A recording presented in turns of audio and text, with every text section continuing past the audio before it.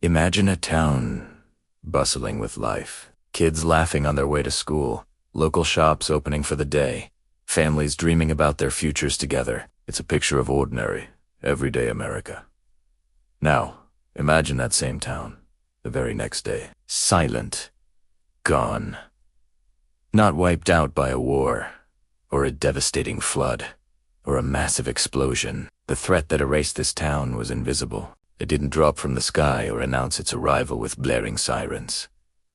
It was already there, simmering, burning just beneath their feet. This is the chilling true story of Centralia, Pennsylvania, the American town that essentially vanished overnight. For decades, Centralia was a typical small mining town. It was quiet, peaceful. A place built on the foundations of coal. Generations of families called it home. The mines weren't just a source of income. They provided a sense of stability, a shared identity. Life had a steady, predictable rhythm. Nobody in Centralia ever thought their town was temporary. It was the kind of place you assumed would be there forever, a permanent fixture on the map. But one seemingly insignificant event in May of 1962 would change everything. A small fire was deliberately set in a landfill at the edge of town. This was a common practice at the time, a routine way to get rid of trash. But this fire was different. This fire was a spark that would ignite a catastrophe. The flames found a weakness, an unsealed opening to an abandoned coal mine shaft located right beneath the landfill. Once that fire reached the massive, labyrinthine network of anthracite coal seams that crisscrossed the ground below Centralia, it found an almost endless supply of fuel. It didn't go out. Instead, it began to spread, slowly, silently, creeping through the dark tunnels under the town. For a while, life continued as normal. No one on the surface had any idea of the inferno growing right beneath their homes, their streets, their lives. But soon, strange, unsettling signs began to emerge. Wisps of smoke started curling up from cracks in the ground. People noticed their basements were unusually warm. Patches of grass in yards and parks would mysteriously turn brown and die, even in the rain. Still, the residents of Centralia tried to carry on. They were repeatedly told by officials that the fire would be contained. They were assured it wasn't dangerous, that everything was under control. But these were promises that couldn't be kept. As the months turned into years, and the years into a decade, the fire grew stronger, more aggressive. The ground itself became a heating element, warming the soil and melting snow in winter. More alarmingly, toxic gases started venting to the surface. Deadly carbon monoxide, a silent killer, began seeping into the cellars and basements of homes, reaching dangerous levels. The very ground they walked on became hot to the touch and dangerously unstable. The Slomoshon disaster finally reached a terrifying climax in 1981. A 12-year-old boy named Todd Domboski was playing in his grandmother's backyard when the earth suddenly gave way beneath him. A sinkhole, over 150 feet deep, opened up without any warning, billowing hot steam and toxic gas. He was moments from being swallowed alive, clinging to tree roots for dear life, when his cousin managed to pull him out just in time. He survived, but the incident sent a shockwave of terror through the community. The message was now brutally clear. Centralia was no longer safe.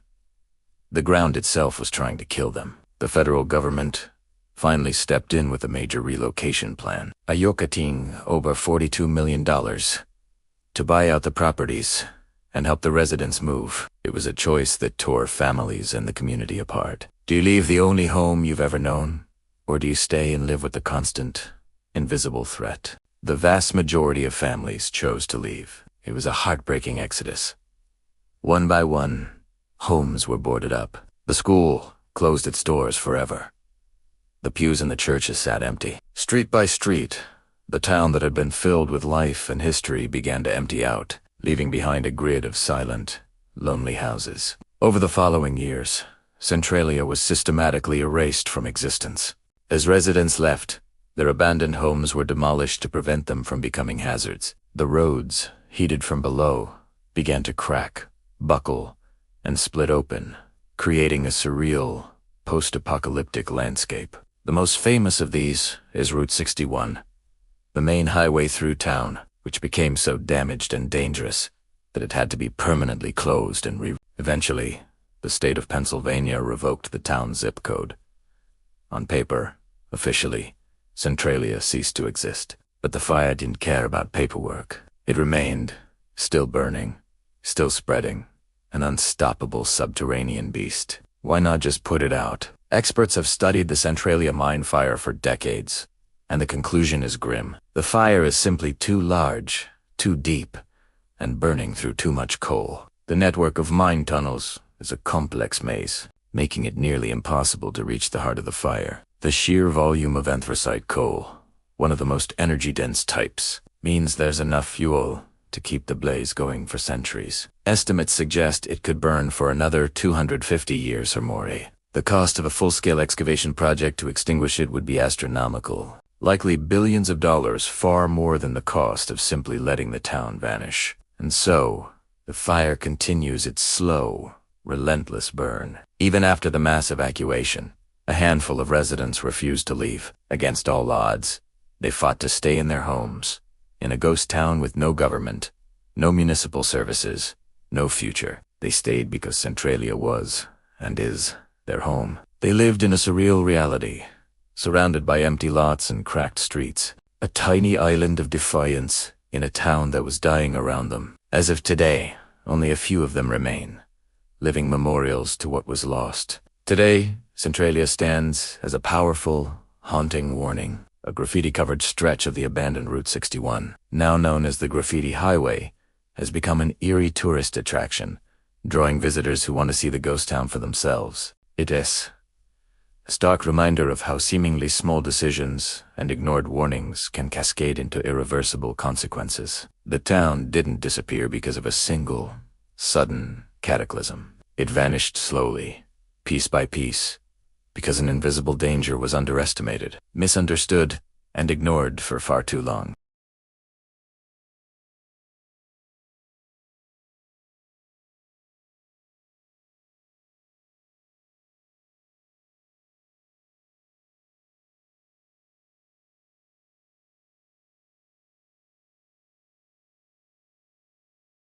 If you found this story as fascinated as I did,